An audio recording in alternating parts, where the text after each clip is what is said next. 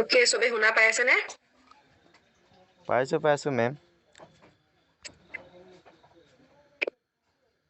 হয় মেম পাইছো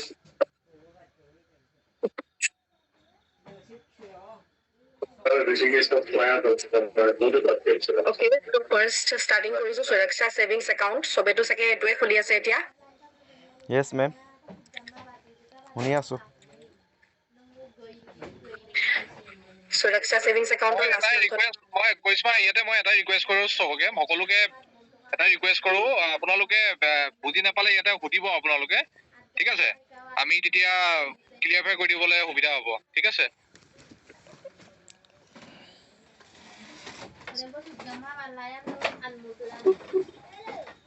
Okay, সুৰক্ষা savings account to আমি কাস্টমাৰৰ খুলো যেটো হয়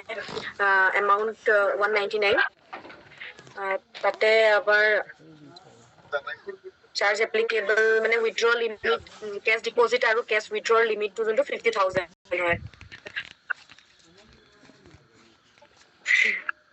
এবাৰ তাৰ পিছত আহিলে তাতে কো monthly average balance নালাগে মেইনটেইন কৰিব কাৰণে withdrawal limit to কিমান আছিল ma'am Hello ma'am 50,000 withdrawal limit 50,000 cash withdrawal limit 50,000 cash deposit limit হয় 50,000 no cash deposit আৰু cash withdrawal no cash withdrawal 50,000 deposit 50,000 আচ্ছা যেনেকে normal accountত আপোনাৰ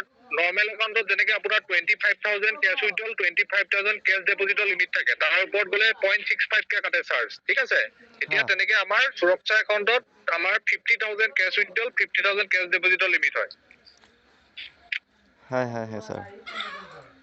আৰু তাৰ পিছতে এই একাউন্টত 5 লাখলৈকে ইন্সুৰেন্স থাকে যদি খালি কাস্টমাৰৰ যেতিয়া আপুনি একাউন্টটো খোলে তাত নমিনিটো ম্যান্ডেটৰি হয় নমিনি ডিটেইলছ যদি নিদিয়ে হে 5 লাখ টকাটো নাপাব এটো হৈ গল তাৰ পিছত নেক্সটটো হল যেতিয়া সুৰক্ষা একাউন্ট খোলে তেওঁলোকৰ তাতে কেশবেক পায় 20 rupees কে খালি হে ট্ৰানজাকচনটো এয়াৰটেল থ্যাঙ্কস এপৰ পৰা কৰিব লাগিব আছে আৰু যদি হেতু থ্যাঙ্কস এপৰ পৰা নকৰি যদি বেলেগৰ পৰা কৰে তেতিয়া 10 টকাকে কেশবেক পাব আৰু মিনিমাম ট্ৰানজাকচন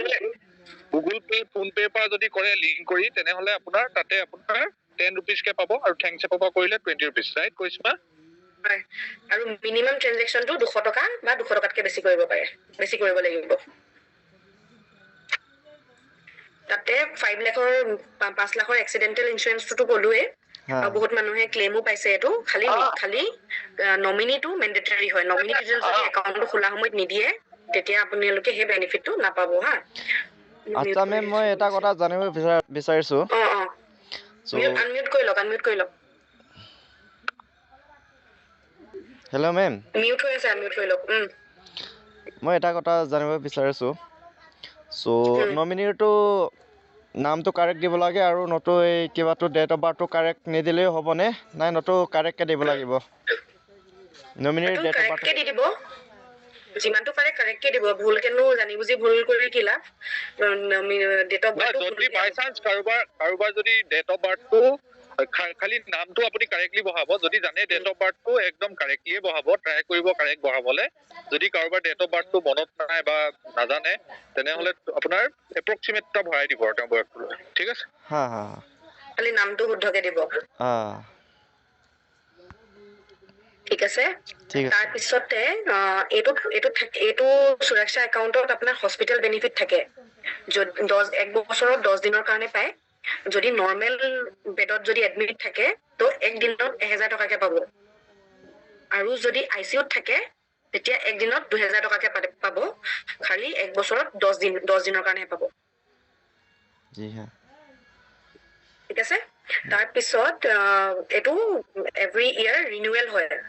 আৰু ৰিনিউৱেল চাৰ্জটো হ'ল 149 এটো হয় ঠিক আছে এটো নহয় যে ৰিনিউৱেলটো আপোনালোকৰ এক মিনিট কৈছা ইয়াতে ৰিনিউৱেলটো যিটো 149 হয় কাস্টমাৰে কৰিব পাৰে নকৰিব পাৰে নিজৰ কথা কিন্তু এটো পইচাটো নাকাটে অটো ৰিনিউৱেল নহয় যে কাস্টমাৰ পে কৰিব লাগিব 149 ঠিক আছে অনলাইন আৰু হে যদি মানে প্ৰথম এক বছৰৰ কাৰণেটো ফ্ৰীয়ে থাকে হস্পিটেলৰ বেনিফিটটো আৰু যদি নেক্সট ইয়াৰ আকৌ যদি হে বেনিফিটটো লাগে তেতিয়া হে ৰিনিউটো কৰিব লাগিব নহলে নকৰিলেও মানে প্ৰবলেম নাই এটো হল সুৰক্ষা একাউণ্ট নেক্সট আহিলে আমাৰ নতুন এটা প্ৰডাক্ট আহিছে যেটো নাম হল গ্ৰুপ হস্পিচিল্ড এটো হল ইন্সুৰেন্স হয় এটো ইন্সুৰেন্সত আপোনাৰ বেমাৰ বিলাক মানে যেনেকে মেলেৰিয়া ডেংগু যোনবোৰ মৌ-মাখি এইবিলাকৰ পৰা হয় মেলেৰিয়া ডেংগু চিকেনগুনিয়া তাৰ পিছত এইবিলাক ৰেবিছ মানে কুকুৰে বা মেকুৰীয়ে যিহে কামুৰে তাৰ পিছত টিটেনাছ লয় ৰেবিছ লয় তাৰ পিছত গেষ্ট্ৰো ইন্টেষ্টাইনেল মানে আপোনাৰ লিভাৰ ৰিলেটেড কিবা বেমাৰ থাকে তাৰ পিছত নাৰ্ভাছ সিস্টেম ইনফেকচন নাৰ্ভৰ কিবা প্ৰবলেম হৈছে বা তাত ইনফেকচন হৈছে হেবিলাকৰ এটো নতুনকে এটা হেলথ ইন্সুৰেন্স আহিছে আৰু এটোত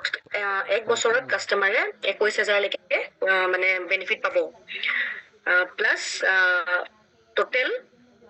এটো টোটেল 1 লাখ টো হয় বছৰ নবছৰ এবাৰ এটো ৰিমাইণ্ড কৰি দিবছো এটো 1,05,000 পাব টোটেল সাম এচিয়ৰ্ড হয় 1,05,000 ঠিক আছে the customer will get the coverage of rupees 21,000 per annum each of the listed benefit for total sum 1,05,000 লৈকে তেওঁ বেনিফিট পাব ওকে আৰু ইয়াৰ হেৰিটো হ'ল অকল 499 ৰ মানে ইন্সুৰেন্সটো হয় এক বছৰত প্ৰত্যেকটো বেমাৰৰ কাৰণে এমাউন্ট বিলাক লিখা আছে ইয়াতে পাঁচটা বেমাৰ আছে পাঁচটা বেমাৰত মানে আপোনাৰ 21,000 কে 1,05,000 হয় গোটেইটা বেমাৰ লিখা আছে 21,000 লিখা আছে প্ৰতিটো বেমাৰ এগেইনষ্ট 21,000 পাব নবে স্যাৰ এতে হলো স্যাৰ হয় কক শুনি আছো স্যাৰ হেৰি আগতে মানে আমাৰ হস্পিটেল যেনেকৈ আছিলে স্যাৰ তাতে আপোনাৰ এক মাহ ৱেটিং পিৰিয়ড আছিলে ৱেটিং পিৰিয়ডৰ পিছত এটা ক্লেম হয় নেক্সট উইক 0 ডেজত নহয় এটো সেম প্ৰসেস স্যাৰ এটো সেম এটো খালি এটো ক্লিয়াৰলি কৈতেটো ভাল হ'ব বহুতেটো মানে কেতিয়াবা এটো প্ৰবলেম আহি যায় নেক্সট ডে কিবা হয় পৰে আমাৰ ক্লেম এটো মই ইয়াত লিখি দিছো ইয়াতে ওলাই আছে policy will waiting period of 30 days পলিচিটো লোৱাৰ 30 ডেজৰ পিছতে তেওঁ যদি বেমাৰটো হয় বা কুকুৰে কামুৰে বা মেকুৰীয়ে কামুৰিলে তেতিয়া আপোনাৰ হেতু বেনিফিটটো পাব আৰু পাৰ যিকিটা বেমাৰ আমাৰ ইয়াতে মেনশন কৰা হৈছে প্ৰতিটো বেমাৰ এগেইনষ্ট আমি 21,000 কে দিম আৰু যদি গোটেইকিটা বেমাৰ হয় তেনেহলে আপোনাৰ 1,05,000 টকা লৈকে ক্লেম পাব পাৰে আৰু যিকোনো পাৰ্টিকুলাৰ যদি এটা বেমাৰ হয় তেনেহলে আমি 21,000 কে তেওঁলোকক ক্লেম দিম সাম এচিয়ৰ আৰু ইয়াত আৰু এটা কথা আছে 48 আৱাৰ্ছ হস্পিটেলাইজ হ'ব লাগিব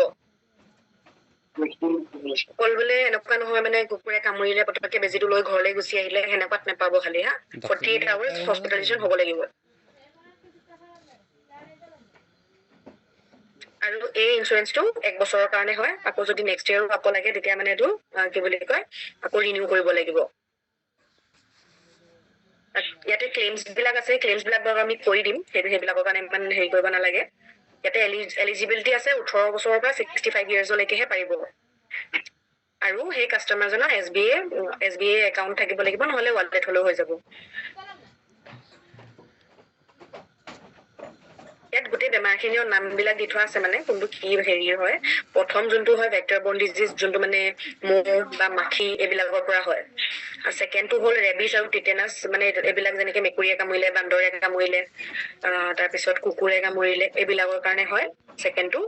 থাৰ্ডটো হ'ল লিভাৰৰ কিবা প্ৰব্লেম হয়, গেষ্ট্ৰ ইণ্টেষ্টাইনেল ইনফেকশ্যন, সেইটোৰ কাৰণে ডায়েৰিয়া হৈ গ'ল, টাইফইড এক্সেট্ৰা। তাৰপিছত থাৰ্ডটো আহিলে ইনফেকচিয়াছ ডিজিজ বিলাক, যেনেকে hepatitis A, B, C, E। তাৰপিছত ফিফ্থটো আহিলে এইটো নাৰ্ভাছ চিষ্টেমৰ কিবা এনকেফেলাইটিছ, তাৰপিছত আপোনাৰ জেকব ডিজিজ, প্ৰথম শুনিছো জেকব ডিজিজ। তাৰপিছত এইটো আপোনাৰ এইবিলাক বেলেগ যোনবোৰ চিণ্ড্ৰমছ থাকে, যোনবোৰ মানে নাৰ্ভাছ চিষ্টেমৰ কাৰণে হয়, সেইবিলাক বেমাৰৰো ইয়াতে ক্লেইমটো পাই যাব। ঠিক আছে, এইটো আপোনালোকে এই যোনটো পলিচি হয়, এইটো বহুত মানে হেল্পফুল হয়। তো এইটো মানে বহুতবোৰ গাঁও জেগাত বহুত বেছি হয় এই বেমাৰটো। তো সেইটো কাৰণে আমি মানে কাইলৈ এটা ড্ৰাইভ কৰিছো। আপোনালোকে যিমান পাৰে আপোনালোকৰ দোকান বা ৰিটেইল অফিচৰ ওচৰত যিমান কাষ্টমাৰ্ছ আছে, আপোনালোকে মাতি পিনি এই প্লেনটো কৰাই লওক। আৰু কাইলৈ যদি এইটো কৰাব, মানে ভাল কমিশ্যনছ থাকিব ৰিটেইলাৰ্ছ বিলাকৰ কাৰণে। তো যিমান পাৰে আপোনালোকে কাইলৈ কৰাই ল'ব।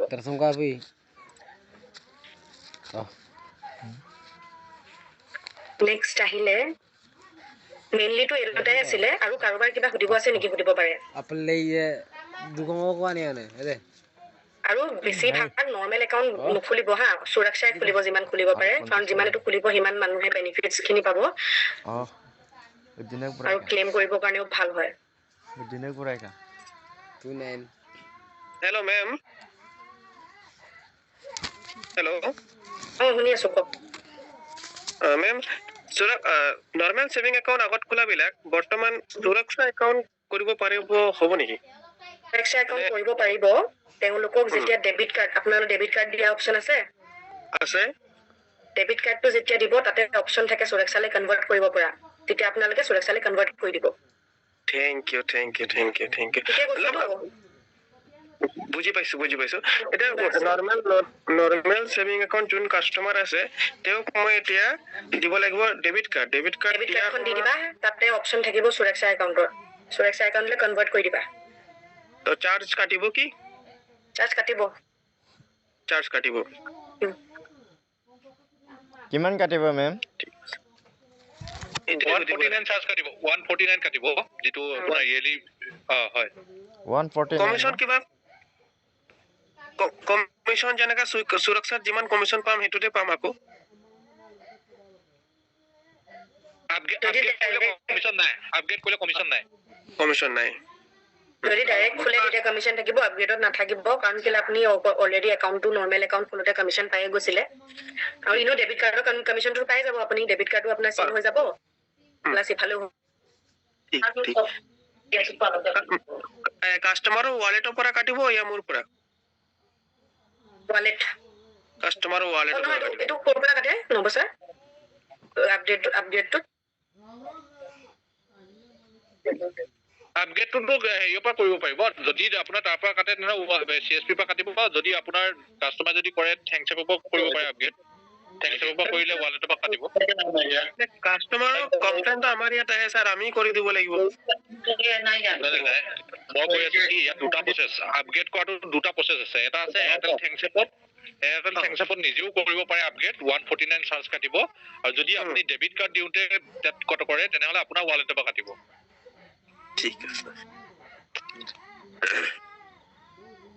ঠিক আছে, কৰি চাম। যি গম পালো, কিবা প্ৰব্লেম হ'লে নেক্সট মিটিঙত মই ক'ম। কৰি চাব আপোনালোকে। আছে নেকি সুধিব পাৰে। নৰ্মেল ছেভিং একাউণ্টত কমিশ্যন অনলি 10 rupees পায়। যদি আপুনি সুৰক্ষা একাউণ্ট খোলে তেনেহ'লে আপুনি 45 rupees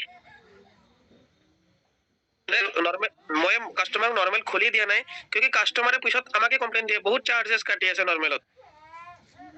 SMS charge annual management charge বলি বহুত চার্জ কাটি আছে কাস্টমার অনেক বহুত কমপ্লেইন মোৰ তাত এখানে মই ভাবিছো যে এটা আপডেট কৰি দিম কাস্টমাৰ বিলাকক আপডেট কৰি দিব খালি মানে কি হয় আপোনাৰ ন এএমসি চাৰ্জটো এজ এ বেংক আমাৰ সব বেংকতে কাটে ঠিক আছে আৰু যদি বেছিকে পইচা কাটি আছে তেনেহলে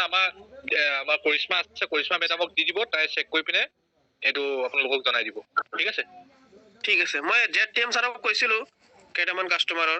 জেটিএম ছাৰে কৰিলে তো নকৰিলে আপোনাৰ জেটিএম কোন হয় ধ্ৰুৱ ওকে কৰিছিলে মই চাই দিম বাৰু মই নম্বৰটো দি দিছো ইয়াতে মেম হেল্ল' মেম মই এটা কথা সুধিবলৈ বিচাৰিছো মোৰ নাম জিতু পাটেক মোৰ মানে কি হৈছে কিছুমান একাউণ্ট খুলিছিলো সুৰক্ষাৰ কাৰণে বেছিভাগ খুলিছো মই কিন্তু মোৰ তাত কি হৈছে আপোনাৰ মোবাইল নম্বৰ কিছুমান হেৰুৱাই দিছে আমাৰ মানে মিছিং এৰিয়াটো গাঁওখন আচ্ছা যে সেই মোবাইল নম্বৰটো চেঞ্জ কৰিব পৰা হ'ব নাই মেম চেঞ্জটো কৰিব নোৱাৰি একাউণ্টটো বন্ধ কৰিব লাগিব বন্ধ কৰাৰ পিছত সেই নতুন একাউণ্ট খুলিব লাগিব সব মই সুৰক্ষাই খুলিছো বাৰু এতিয়া আপুনি কাম কৰিব কাস্টমাৰ্স খিনি চাই ল'ব কাৰ বেলেঞ্চ আছে এইপিএছ কৰি পিনি বেলেঞ্চ খিনি উলিয়াই ল'ব বেলেঞ্চ জিৰ' কৰি ল'ব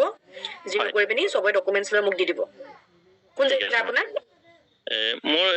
হেৰি নিকৰিঘাট কুৰাবাৰী ঠিক আছে আপুনি মনোজ নহ'লে ইষ্টিয়াক আছে নহয় ইষ্টিয়াকক দি দিব ঠিক আছে মই কৈছিলো মানে চাই কৈছিলো তেখেতক ডিলিট কৰিব লাগিব বুলি হেল্ল' মেম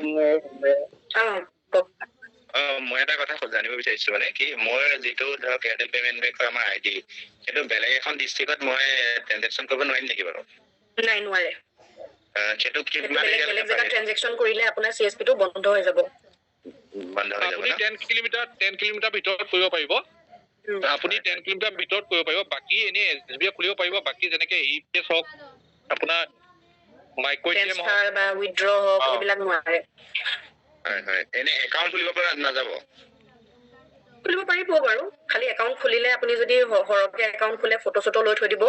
তেতিয়া পিছত বন্ধ হলে আপুনি তেতিয়া ডিটেইল মানে প্ৰুফ দিব পাৰিব যে একাউণ্ট খুলিছিলো এইটোত তেতিয়া আমি খোলাই দিব পাৰো হয় মোৰ ইমানখিনিয়ে কথা আছিলে বাৰু আৰু কাৰোবাৰ যদি সুধিব নাই মই খালি এটা সবকে ৰিকুৱেষ্ট কৰিছো এই 499 যোনটো ইন্সুৰেন্স হয় এটো যিমান পাৰে কাস্টমাৰক আপোনালোকে কাইলৈ কৰাই দিব যিমান গাঁও এৰিয়া হয় ইমান হেৰি হ'ব তাতে আপোনালোকৰ কমিশনো ভাল কমিশন পাব এটো আমি এই মিটিংটো আমি মাজে মাজে কৰি থাকিম কৰিশ্মা আমি এটলিষ্ট মাহত দুবাৰ কৰিম আপোনালোকৰ কিবা কনচাৰ্ন থাকিলে আপোনালোকে ইয়াতে ৰেজ কৰিব আৰু কিবা সুধিবলগীয়া থাকিলে আপোনালোকে সুধিব পাৰিব কাৰণ কেলে আমি দুবাৰ যদি কৰো এটলিষ্ট সবৰে এটা মানে ৰিফ্ৰেছমেন্ট হৈ যাব